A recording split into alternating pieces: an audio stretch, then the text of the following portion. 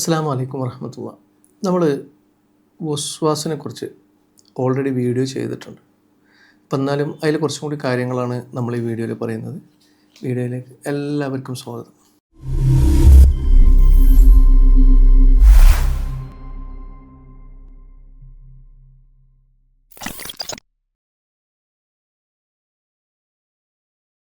നമ്മളിൽ പല ആൾക്കാർക്ക് അല്ലെങ്കിൽ നമ്മളെ വീടുകളിലൊക്കെ നമ്മൾ കണ്ടിട്ടുണ്ടാവും, ബാത്റൂമിൽ പോയാൽ കുറേ നേരം, കുളിക്കാൻ കയറിയാൽ കുറേ നേരം, അലക്കാൻ ഒരുപാട് നേരം, അതേപോലെ തന്നെ നമ്മൾ ചില പള്ളിയിലൊക്കെ കയറി കഴിഞ്ഞാൽ കൈകെട്ടി ഒരുപാട് നേരം മെനക്കെടുന്ന ആളുകൾ, അങ്ങനത്തെ പ്രശ്നം ഉണ്ടായിട്ട് വീട്ടിൽ പള്ളിയിലേക്ക് വരാത്ത ആളുകൾ, മറ്റുള്ളവർ കാണുമെന്ന് കരുതിയിട്ട്. അപ്പം ഇങ്ങനെയുള്ള പല ഏജ് ഗ്രൂപ്പിലുള്ള ആളുകൾക്ക് ഈ പ്രശ്നങ്ങളുണ്ടാവും. അപ്പോൾ ഈ വസ്വാസ് ശുദ്ധിയിലുള്ള അല്ലെങ്കിൽ വിശ്വാസത്തിലുള്ള ചില ആൾക്കാർക്ക് നീയത്തിലായിരിക്കും പ്രശ്നം ഉണ്ടാവുക. ചില ആൾക്കാർക്ക് ഈ നായൊക്കെ തൊട്ട് അങ്ങനെയുള്ള ശുദ്ധിയിൽ, ചില ആൾക്കാർക്ക് കുളിക്കുന്നതിൽ, ചില ആൾക്കാർക്ക് ശുദ്ധിയാക്കുന്നതിൽ, കഴുകുന്നതിൽ, അലക്കുന്നതിൽ, ഇങ്ങനത്തെ ശുദ്ധികളിലായിരിക്കും പല ആളുകൾക്കും ഉണ്ടാവുക. ചില ആളുകൾ ഭർത്താവ് മക്കളൊക്കെ പുറത്ത് പോയി വന്നാൽ പോലും അവരെ വസ്ത്രം അവിടെ പുറത്ത് അയച്ചിട്ടിട്ട് കയറാൻ പറയുന്ന ആളുകളുണ്ട്. കുളിച്ചിട്ട് കയറിയാൽ മതി എന്ന പ്രശ്നമുള്ള ഉണ്ടാക്കുന്നവരുണ്ട്. അതേപോലെ വീട്ടിലേക്ക് ആരെങ്കിലുമൊക്കെ വിരുന്ന് വന്നാൽ പ്രശ്നമുള്ള ആളുകളുണ്ട്. ഇങ്ങനെ പലതരം രീതിയിൽ വസ്വാസിനെ ബാധിക്കും. അപ്പോൾ ഇത് പുറത്തുനിന്ന് കാണുന്ന ഒരാൾക്ക് ചിലപ്പോൾ ഇവരെന്തെങ്കിലും മനഃപൂർവ്വം ചെയ്യുന്നത്, ഇവരിങ്ങനെ കൽപ്പിച്ചുകൂട്ടി അങ്ങനെയുള്ള മനഃപൂർവ്വം ബുദ്ധിമുട്ടിക്കാൻ വേണ്ടിയിട്ട് ചെയ്യുകയാണ്, അല്ലെങ്കിൽ അങ്ങനെ നമുക്കങ്ങോട്ട് ഉൾക്കൊള്ളാൻ പറ്റില്ല ചില ആളുകളുടെ പ്രവൃത്തി കണ്ടാൽ. അപ്പോൾ അതൊരു പ്രശ്നം എന്താ വെച്ചാൽ, അപ്പോൾ നമ്മളെ സംബന്ധിച്ചിടത്തോളം അത് ഇവർ മനഃപൂർവ്വം ചെയ്യുന്നതാണെന്നൊക്കെ തോന്നുമെങ്കിലും ഇവരിതിൽ അനുഭവിക്കുന്നൊരു പെയിനുണ്ട്. അതായത് ഇപ്പോൾ ഇങ്ങനെയുള്ള ആളുകൾ ഇപ്പം ബാത്റൂമിലൊക്കെ കയറി കഴിഞ്ഞാൽ അവിടുന്ന് പോരാൻ പറ്റാതെ വീണ്ടും ഓൽക്കുണ്ടാകുന്നൊരു പെയിനുണ്ട്. അതുപോലെ തന്നെ ആ പ്രശ്നമുള്ളതുകൊണ്ട് മക്കളെ നോക്കാൻ പറ്റാത്ത ആളുകൾ, ഭർത്താവിനോട് മോശമായി പെരുമാറുന്ന മക്കളൊക്കെ ഭയങ്കരമായിട്ട് ബുദ്ധിമുട്ടുന്ന ആളുകളുണ്ട്, മക്കളെ ബുദ്ധിമുട്ടിക്കുന്ന ആളുകളുണ്ട്. ഇപ്പം പുറത്തിറങ്ങാൻ പോലും മക്കളെ വിടാത്ത, അല്ലെങ്കിൽ പുറത്തിറങ്ങി സ്കൂളിലൊക്കെ പോയി വന്നാൽ പുറത്ത് തന്നെ ബക്കറ്റ് ഇട്ടിട്ട് അവിടെ നിന്ന് തന്നെ വസ്ത്രമൊക്കെ അയച്ചിട്ടിട്ട് കുളിച്ചിട്ട് കയറ്റുന്ന ആളുകളുണ്ട്. അങ്ങനെ വീട്ടിലേക്ക് ആരെങ്കിലും വന്നു കഴിഞ്ഞാൽ പിന്നീട് ഫുള്ള് വൃത്തിയാക്കുന്ന ആളുകൾ, ഇങ്ങനത്തെയൊക്കെയുള്ള ആളുകൾ നമ്മളെ വീട്ടിലുള്ള അല്ലെങ്കിൽ നമ്മളെ പരിസരത്തും ഉണ്ടാകുമ്പോൾ തന്നെ നമുക്ക് ബുദ്ധിമുട്ടായിരിക്കും. നമ്മളെ കുടുംബങ്ങളിലൊക്കെ ഉണ്ടെങ്കിൽ ഭയങ്കര ബുദ്ധിമുട്ടായിരിക്കും. പക്ഷേ ഇതൊക്കെ സഹിച്ച് ചില ആളുകൾ ജീവിക്കുന്നുണ്ട്, ചില ആളുകൾ ഇതിന് ബുദ്ധിമുട്ടുന്നുണ്ട്. അപ്പം അവർക്കാണ് നമ്മൾ ഈ വീഡിയോ ചെയ്യുന്നത്. അപ്പോൾ അവരിലാണ് അപ്പോൾ നമ്മൾ ആത്യന്തികമായിട്ട് മനസ്സിലാക്കേണ്ട ഒരു കാര്യം എന്താണെന്ന് വെച്ചാൽ, ഇത് എങ്ങനെയൊക്കെ ഉണ്ടാവാം എന്നുള്ളത് നമ്മൾ മനസ്സിലാക്കുകയാണെങ്കിൽ, ഇത് പൈശാചിക പ്രശ്നങ്ങൾ കൊണ്ട് നമുക്ക് വസ്വാസ് ഉണ്ടാവും. വസ്വാസ് പിശാച് നമ്മളെ ഇഷ്കാലുണ്ടാക്കുക, നമ്മളെ മനസ്സിൽ സംശയങ്ങൾ ഉണ്ടാക്കുക എന്നുള്ളത് പിശാചിൻ്റെ ഒരു ലക്ഷണമാണ്. അത് ഇബാദത്തുകളിൽ ഉണ്ടാവും, ശുദ്ധികളിലൊക്കെ നമുക്ക് ഉണ്ടാക്കും. ഇനി വേറൊരു കാര്യം വെച്ചാൽ, നമ്മൾ ലോലമായ മനസ്സുള്ള ആളുകൾ, കുറച്ച് ഇസ്ലാമിനെ അങ്ങനെയൊന്നും ഗൗനിക്കാതെ ജീവിച്ചു, കുറച്ച് കഴിഞ്ഞിട്ട് പിന്നെ എല്ലാ കാര്യങ്ങളും ചെയ്യണം എന്നൊക്കെ ആഗ്രഹിച്ചിട്ട് അത് ചെയ്യുമ്പം അത് ശരിയാവുന്നില്ലേ എന്നുള്ള തോന്നലുകൾ. ഇനി ചില പ്രസംഗങ്ങളൊക്കെ കേട്ടിട്ട് ഞാൻ ഇതുവരെ ചെയ്തതൊന്നും ശരിയല്ല, അതായത് ഇപ്പോൾ കുറച്ചൊരു ഭയമുള്ള ആളുകൾ, ഖബർ ശിക്ഷനെക്കുറിച്ചും നരകത്തിനെക്കുറിച്ചും അല്ലെങ്കിൽ ഖബറിലെ ശിക്ഷയെക്കുറിച്ചൊക്കെ അപാരമായിട്ട് ഭയം വരുന്ന ആളുകൾ, ഇപ്പോൾ ഈ ലോലമായ മനസ്സുള്ള പോലത്തെ ആളുകൾ തന്നെ, അതിൻ്റെ വേറൊരു വശമുള്ള ആളുകൾ, അവർക്കൊക്കെ ഇങ്ങനത്തുള്ള പ്രസംഗങ്ങളൊക്കെ കേൾക്കുമ്പം ഭയങ്കരമായിട്ട്. അപ്പം ഞാനിപ്പം ദീനിനൊരു അത്യാവശ്യമായിട്ട് പ്രാക്ടീസ് ചെയ്യുന്ന, അതിൽ മതത്തിന് ഒരു അത്യാവശ്യ രീതിയിൽ കുറച്ചും കൂടി ഒരു ആവറേജിൻ്റെ മേലെ പ്രാക്ടീസ് ചെയ്യുന്ന, കുറച്ച് കൃത്യമായിട്ട് ചെയ്യണം ഉള്ള ആളുകളിൽ ഇത്തരം പ്രസംഗങ്ങൾ കേൾക്കുമ്പം ഞാനിതുവരെ ചെയ്തത് ശരിയായിട്ടില്ലേ എന്നുള്ളൊരു തോന്നലുകൾ, അപ്പം അതിൽ നിന്നും ഇങ്ങനെ ഉണ്ടാവും. അപ്പം നമ്മൾ ആത്യന്തികമായിട്ട് മനസ്സിലാക്കേണ്ടത് വെച്ചാൽ, ഇസ്ലാമിൽ ഉറപ്പിന് മാത്രമേ വിലയുള്ളൂ. അതായത് ഉറപ്പില്ലാത്തൊരു കാര്യത്തിന്, നമുക്ക് സംശയത്തിന് ഒരു വിലയില്ല. അൽ യഖീനു ലാ യസൂല ബിശക്കിന്ന, അതായത് ഉറപ്പുള്ള ഒരു കാര്യത്തിന് നമുക്ക് പിന്നെ സംശയം ഉണ്ടായിക്കഴിഞ്ഞാൽ അത് നിലനിൽക്കില്ല, ആ സംശയം നിലനിൽക്കില്ല എന്നുള്ളതാണ് നമ്മൾ മനസ്സിലാക്കേണ്ടത്. അപ്പോൾ നമ്മൾ നമുക്ക് കഴുകി അല്ലെങ്കിൽ നമ്മളൊന്ന് നിയത്ത് ചെയ്തു, അത് നമുക്ക് ഉറപ്പാണ്. അപ്പോൾ അത് ഒരു വട്ടം നമുക്കത് കഴുകി എന്നുള്ള ഉറപ്പുണ്ടെങ്കിൽ അത് ശരിയാണ്, അതിൽ നമ്മൾ വിശ്വസിക്കണം. പിന്നെ എനിക്ക് ശരിയായോ, എനിക്ക് തെറ്റ് പറ്റിയോ, അത് ശരിയായിട്ടില്ല, അവിടെ ഇങ്ങനെ ഉണ്ടായിരുന്നു അല്ലെങ്കിൽ അങ്ങനെ ഉണ്ടായിരുന്നു, നമ്മളെ മനസ്സ് ഫാൾസ് അലാറംസ് കൊടുക്കും. അതൊരു മാനസിക പ്രശ്നമായിട്ടാണ് നമ്മൾ എടുക്കേണ്ടത്. അതായത് പിശാച് നമുക്ക് ഉണ്ടാക്കുന്ന പ്രശ്നമായാലും ശരി, നമ്മളെ മാനസിക പ്രശ്നങ്ങൾ കൊണ്ടുണ്ടാക്കുകയാണെങ്കിലും ശരി, ഇതൊരു മാനസിക പ്രശ്നമായിട്ട് തന്നെ നമ്മൾ കണ്ട്, ഇത് നമ്മളെ മനസ്സിലുണ്ടാകുന്ന ഫാൾസ് അലാറാം അല്ലെങ്കിൽ പിശാച് നമുക്ക് ഉണ്ടാക്കുന്ന ഫാൾസ് അലാറം തെറ്റായ ഇതാണ് എന്ന് മനസ്സിലാക്കിയാണ് നമ്മളത് മുന്നോട്ട് പോകേണ്ടത്. പിന്നെ പിന്നെ ഏത് സാധനം ഇപ്പോൾ ചില ആളുകൾക്ക് അവിടെ വൃത്തിയുണ്ടോ, ഞാൻ അവിടെ കഴുകിയോ, അവിടെ തുടച്ചോ, അവരിതിലെ വന്നോ ഇവരിതിലെ വന്നോ എന്ന് സംശയിക്കുന്ന ആളുകളുണ്ട്. ഇതിനെ സംബന്ധിച്ച് നമുക്ക് പറയാനുള്ളതെന്ന് വെച്ചാൽ ഇസ്ലാമിൽ ആത്യന്തികമായിട്ട് എല്ലാ സാധനങ്ങളും വൃത്തിയുള്ളതാണെന്നാണ് ഇസ്ലാമിൻ്റെ. അതായത് അൽ അസ്ലു ഫിൽ അഷിയായി അത്തൊഹാറ എന്നാണ്. അതായത് ആത്യന്തികമായിട്ട് എല്ലാ സാധനങ്ങളും ശുദ്ധിയുള്ളതാണ്. അതായത് നജസ് ചേർന്നു അല്ലെങ്കിൽ നജസ് നമ്മൾ കണ്ടെത്തുന്നത് വരെ ഏത് സാധനം ശുദ്ധിയുള്ളതാണ്. നജസ് നമ്മൾ കണ്ടില്ല, നോക്കിയിട്ട് നജസില്ല, നേരിട്ട് അവിടെ നജസ് ചേർന്നതായിട്ട് നമുക്ക് അറിയുന്നില്ല, എന്നാൽ അത് ശുദ്ധിയുള്ളതാണ് എന്നാണ് ഇസ്ലാമിൻ്റെ തത്വം. അപ്പോൾ അത് നമ്മൾ മനസ്സിലാക്കിയിട്ട് നമ്മളൊരു സാധനം എടുത്തു, അപ്പോൾ അതിൽ എന്തെങ്കിലും വന്നിരുന്നിരുന്നോ, മുമ്പ് ആരെങ്കിലും ഇപ്പം കുട്ടിയെ ആ വഴിക്ക് പോയിരുന്നോ, അങ്ങനെയൊക്കെ ചിന്തിച്ച് നമ്മൾ അപ്പോൾ അസ്ല് എന്ന് പറയുന്നത് ഏത് സാധനത്തിൻ്റെ അസ്ല് എന്ന് പറയുന്നത് ശുദ്ധി തന്നെയാണ്. പിന്നെ അതിലേക്ക് നമ്മൾ നജസ് ചേരുമ്പോഴാണ് അത് ശുദ്ധിയില്ലാതാവുന്നത്. അത് നമ്മൾ മനസ്സിലാക്കുക. പിന്നെ നമ്മൾ ഇസ്ലാം എപ്പോഴും ഒരു എളുപ്പമുള്ള മതമാണെന്നാണ് ഇസ്ലാം.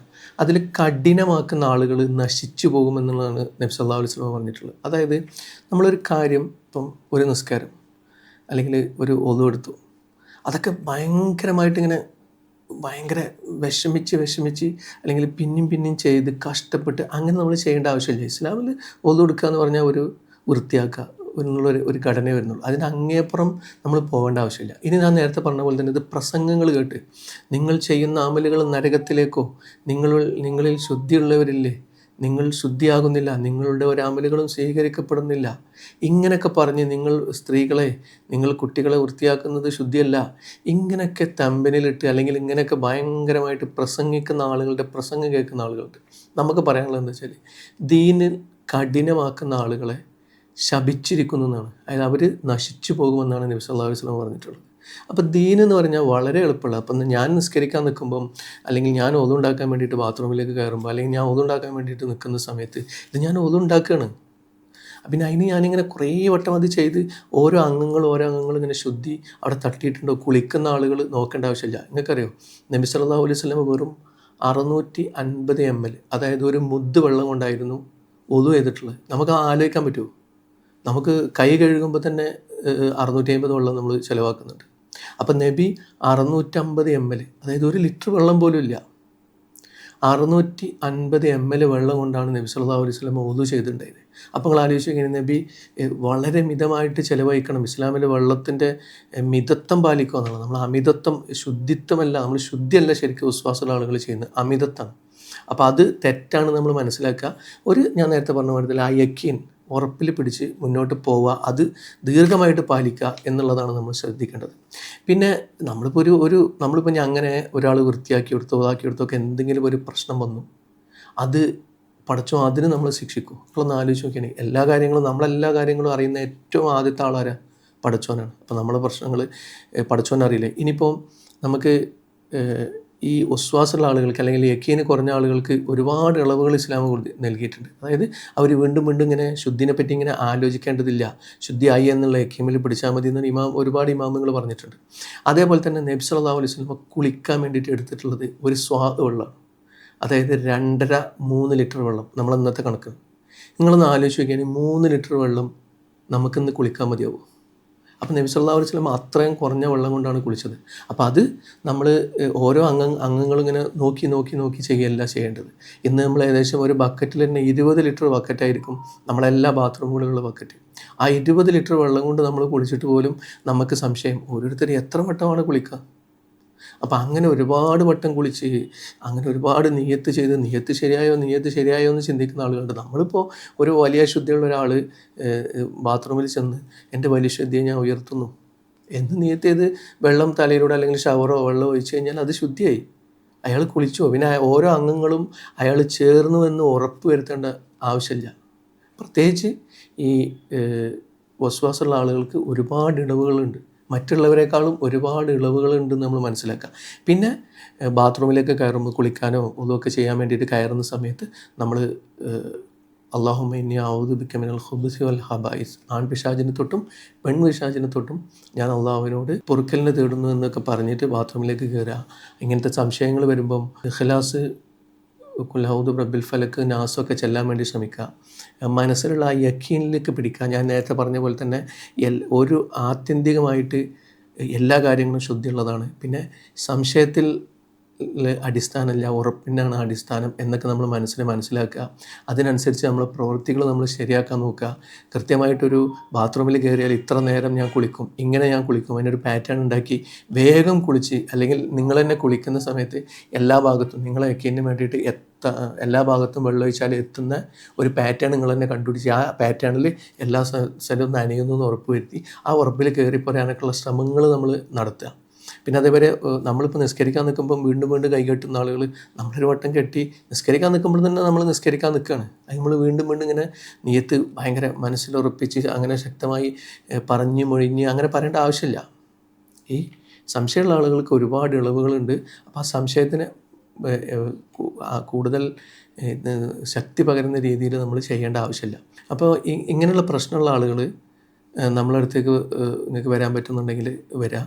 നമ്മളിതിനൊരു ഇസ്ലാമിക് രീതിയിലുള്ളൊരു ട്രീറ്റ്മെൻറ്റ് ഒക്കെ ചെയ്യാൻ പറ്റിയ 21 ദിവസമൊക്കെ ചെയ്യാൻ പറ്റിയ ഒരു ട്രീറ്റ്മെൻറ്റ് ഉണ്ട്. ഇത് നമ്മളെ മനസ്സിൻ്റെ ശക്തി വർദ്ധിപ്പിക്കാനുള്ള ഒരു ട്രീറ്റ്മെൻറ്റ് എന്നുള്ള രീതിയിൽ നമുക്ക് നൽകാവുന്നതാണ്.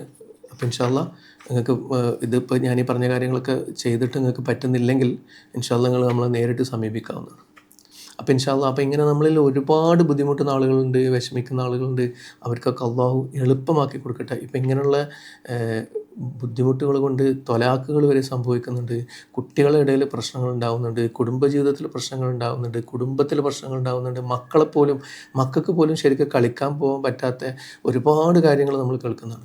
മക്കൾ പുറത്തിറങ്ങിയ പ്രശ്നം. ഇപ്പോൾ കുട്ടികളൊക്കെ പുറത്തിറങ്ങി കളിക്കട്ടെ, നമ്മളതിന് നായി തൊട്ടോ മറ്റേ തൊട്ടോ അങ്ങനെ പേടിക്കേണ്ട ആവശ്യമില്ല. നായി നേരിട്ട് തൊടുന്നത് മാത്രമേ നമുക്ക് പ്രശ്നമുള്ളൂ, അല്ലെങ്കിൽ നമ്മളത് പ്രശ്നമാക്കി എടുക്കേണ്ട ആവശ്യമില്ല. അതൊന്നും അത്ര വലിയ കാര്യമല്ല. ഇതൊക്കെ അറിയുന്ന ആളുകളും പൊറുക്കുന്ന ആളുകളും പടച്ചോനാണ്. നമ്മൾ പടച്ചോനെ റഹ്മാൻ റഹീം എന്നൊക്കെ നമ്മൾ പഠിക്കുകയും ചെയ്യും. നമ്മൾ ഒരു ചെറിയ നജസിൻ്റെ പേരിൽ പടച്ചോൻ നമ്മളെ നരകത്തിലിടുമോ, നമ്മളെ അമലുകൾ സ്വീകരിക്കാതിരിക്കുമോ എന്ന് നമ്മൾ ശങ്കിക്കുകയും ചെയ്യും. ഇവിടെയാണ് നമ്മളെ പ്രശ്നം. അപ്പോൾ നമ്മൾ ഏറ്റവും മനസ്സിലാക്കേണ്ടത് ഇങ്ങനത്തെ പ്രശ്നങ്ങളുള്ള ആളുകൾക്ക് ഇതിനൊക്കെ ഇളവുണ്ട്. അത് നമ്മളൊരു ഭയങ്കരമായിട്ട് ആ യക്കീനിലേക്ക് പിടിക്കുക. ആത്യന്തികമായിട്ട് എല്ലാ സാധനങ്ങളും ശുദ്ധിയുള്ളതാണ്. പടച്ചോനത് ശുദ്ധിയാക്കും. ഭൂമിയിൽ അങ്ങനെ ഒരു ഡൈജസ്റ്റിംഗ് അവസ്ഥ തന്നെ ഉണ്ട്. മണ്ണ് എല്ലാത്തിനും ശുദ്ധിയാക്കാൻ പറ്റും. അതേപോലെ തന്നെ ഇപ്പോൾ മണ്ണിൽ വീണ ഒരു നായി ഒരു മണ്ണിലൂടെ നടന്നു എന്ന് വെച്ചിട്ട് നമ്മൾ അവിടെ ചവിട്ടി എന്ന് വെച്ചിട്ട് നമ്മൾ വൃത്തിയാക്കേണ്ട ആവശ്യമില്ല. കാരണം എന്താ, നായിനെ ശുദ്ധിയാക്കാൻ മണ്ണ് മതി. മണ്ണിന് മൂത്രം ഉണ്ടെങ്കിൽ മണ്ണ് വൃത്തിയാക്കും. അങ്ങനെ ഒരുപാട് കാര്യങ്ങൾ നമ്മൾ തന്നെ പഠിച്ചല്ല മദ്രസയിൽ. അപ്പോൾ എനിക്ക് പറയാനുള്ളത്, നമ്മളിൽ ഒരുപാട് ഇങ്ങനത്തെ ചിന്തകളുള്ള ആളുകളുണ്ട്. അതൊക്കെ ഒഴിവാക്കുക. ഇങ്ങനത്തെ അനാവശ്യ പ്രസംഗങ്ങളൊന്നും കേൾക്കാതിരിക്കുക. മതം എന്ന് പറഞ്ഞാൽ പ്രത്യേകിച്ച് ഇസ്ലാം ഒരു എളുപ്പമുള്ള മതമാണ്. കാര്യങ്ങൾ എളുപ്പമാണ്. പക്ഷെ നമ്മൾ കുറേ ചിന്തിച്ചും ബുദ്ധിമുട്ടിക്കും. അങ്ങനെ അങ്ങോട്ട് കണിശമാക്കുന്നേ ഉള്ളൂ. ഇസ്ലാം വളരെ എളുപ്പമുള്ള മതമാണ്. അങ്ങനെ കഠിനമാക്കുന്ന ആളുകൾ നശിക്കും എന്നാണ് നബി സല്ലല്ലാഹു അലൈഹി വസല്ലം പറഞ്ഞിട്ടുള്ളത്. അപ്പോൾ നിങ്ങൾ മനസ്സിലാക്കേണ്ടത്, ഇങ്ങനെയുള്ള ഒരുപാട് വിഷമങ്ങളുള്ള ആളുകളുണ്ട്. അവർക്കൊക്കെ അള്ളാഹു കാര്യങ്ങൾ എളുപ്പമാക്കി കൊടുക്കട്ടെ. അവരുടെ കുടുംബജീവിതവും സാമൂഹിക ജീവിതവും ഒക്കെ അള്ളാഹു വളരെ സന്തോഷവും സുഖകരമാക്കി കൊടുക്കട്ടെ. ഇങ്ങനത്തെ ബുദ്ധിമുട്ടുകളൊക്കെ അള്ളാഹു മാറ്റി കൊടുക്കട്ടെ. ആമീൻ. അപ്പോൾ വീഡിയോ ഇഷ്ടപ്പെട്ടവർ ലൈക്ക് ചെയ്യുക, ഷെയർ ചെയ്യുക, സബ്സ്ക്രൈബ് എന്ന കാര്യം പരിഗണിക്കുക. അപ്പോൾ ഇൻഷാ അല്ലാഹ് അടുത്തൊരു വീഡിയോയിൽ കാണുന്നവരെ അസ്സലാമു അലൈക്കും വറഹ്മത്തുള്ളാഹി.